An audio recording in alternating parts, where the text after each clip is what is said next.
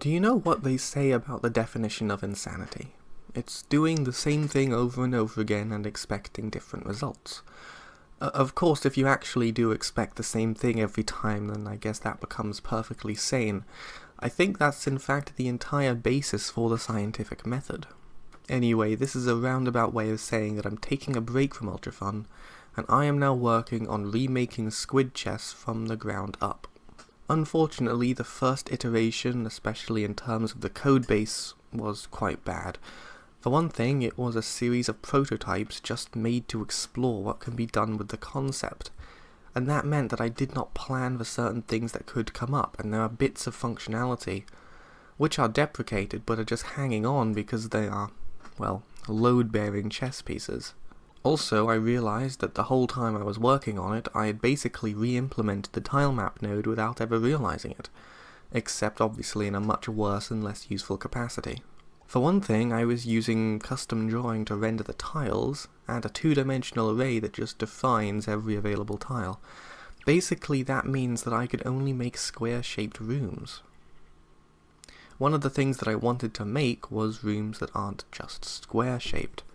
I mean, I guess it's not totally essential to the gameplay, but it would have been totally impossible in the old version. I was thinking I might have needed to alter the basic renderer with information about hidden pieces which themselves would eventually need to be coded into every other piece so that they aren't interacted with by accident. Honestly, I'm kind of just amazed that it runs without crashing. I've only made a little bit of headway into this new version, but it already seems a lot easier to work with than before. I've got the level generation set up, and rooms of all shapes and sizes can now appear in the world.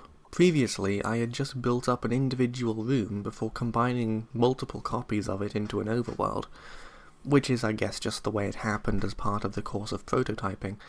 This time, I built the overworld first, and the individual rooms can now take a somewhat backseat role in coordinating the flow of the game. I've also got a new and very simplified logic for spawning pieces, complete with a proper trash button that I took from the Creative Commons 0 section on itch.io.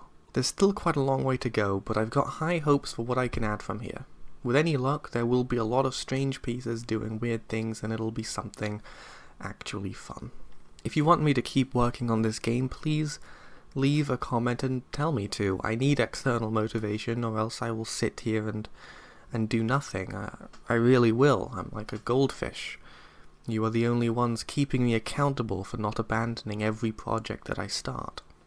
Thank you for watching, and stay tuned for another video next week. I would love to say that it will be news about Ultrafun, but to be honest, it won't be.